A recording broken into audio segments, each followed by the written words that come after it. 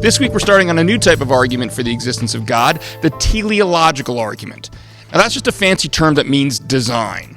So in essence what the argument says is that we have the ability to recognize when something has been designed by an intelligent mind, and the universe itself bears all the markers of having been designed. But before we launch into the specifics, I want to make one quick point. The various arguments for the existence of God, what are called the theistic arguments, are best viewed as a cumulative case. In other words, no single argument is intended to shoulder the whole burden of demonstrating the reality of the Christian God. When we were talking about cosmological arguments, I mentioned that there were quite a few attributes of the Christian God that could be shown through those arguments, but there were also quite a few that couldn't. It's more like a big puzzle.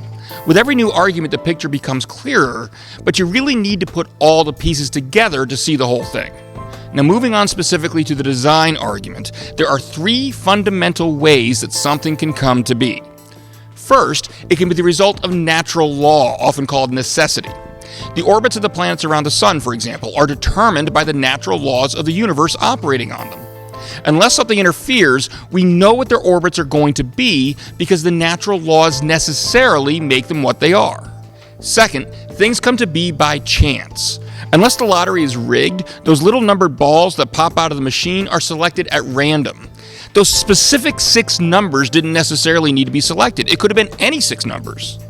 Third, it can come about by design. If a crooked technician messed with that lottery machine to guarantee it would select the 6 numbers he had on his ticket, then those numbers came about by design.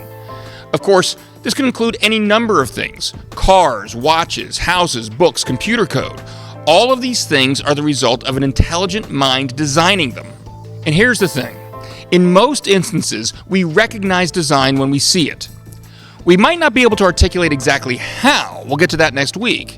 But if we were to come along a set of rocks in the woods that are arranged in such a way to perfectly spell out, "Welcome to the Appalachian Trail," we would recognize instantly that they didn't get that way naturally.